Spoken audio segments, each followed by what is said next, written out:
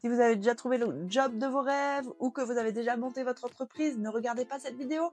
C'est une vidéo pour les demandeurs d'emploi.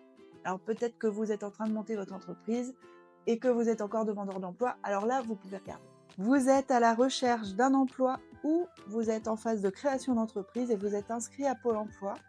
Vous souhaitez développer vos compétences, donc soit pour trouver ce fameux emploi de vos rêves, ou soit dans le cadre du démarrage de votre entreprise, il existe des financements possibles pour les demandeurs d'emploi dans ce cadre-là. Donc si vous êtes un demandeur d'emploi, on va dire lambda, Pôle emploi va d'abord vous proposer de trouver une formation éligible au CPF, parce qu'ils vont préférer que vous utilisiez le CPF. Donc, il faut d'abord regarder si vous trouvez la formation que vous souhaitez dans le cadre du CPF. Si ce n'est pas le cas, on peut faire sur le site de Pôle emploi un devis qu'on appelle dans leur jargon AIF, aide individuelle à la formation. Et ça, c'est l'organisme de formation qui va déposer directement le devis sur votre espace personnel de Pôle emploi. Donc pour ça, il faut trouver votre organisme de formation, par exemple MWeb Formation.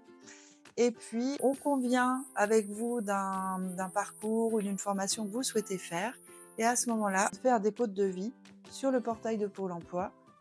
La première étape, suite à ça, c'est que vous allez sur votre espace Pôle emploi, vous validez le devis, vous vérifiez toutes les infos, les dates, le tarif, etc. Vous le validez de votre côté. Et là, la deuxième étape, c'est que le conseiller Pôle emploi va avoir accès à ce devis.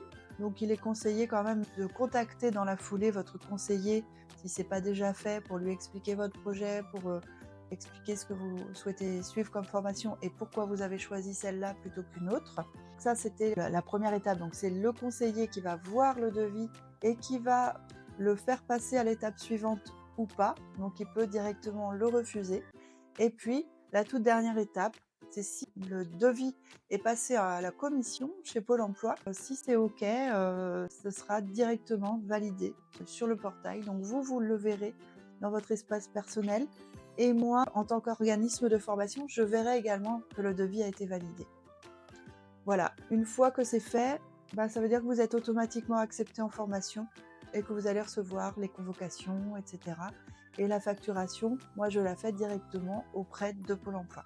Sinon, un petit cas spécifique, c'est que moi j'accueille régulièrement en parcours de formation des personnes qui sont en licenciement économique, qui ont quitté leur entreprise et donc ils ont un suivi particulier auprès de Pôle emploi qui s'appelle un suivi CSP. Et donc c'est à peu près la même chose que pour un demandeur d'emploi lambda quand vous êtes en CSP, c'est que vous devez faire la démarche de choisir un organisme de formation, de monter tout un parcours ou de choisir une des formations qu'ils proposent.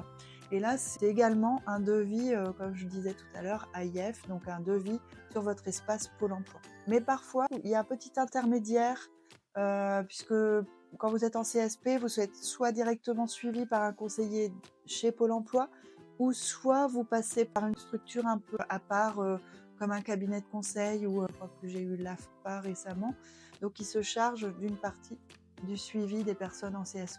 Voilà, donc en fait, ça veut dire qu'il faut dialoguer avec ce conseiller-là, puis ensuite, c'est directement auprès de Pôle emploi que je vais déposer le devis et qu'on va gérer le dossier et la facturation.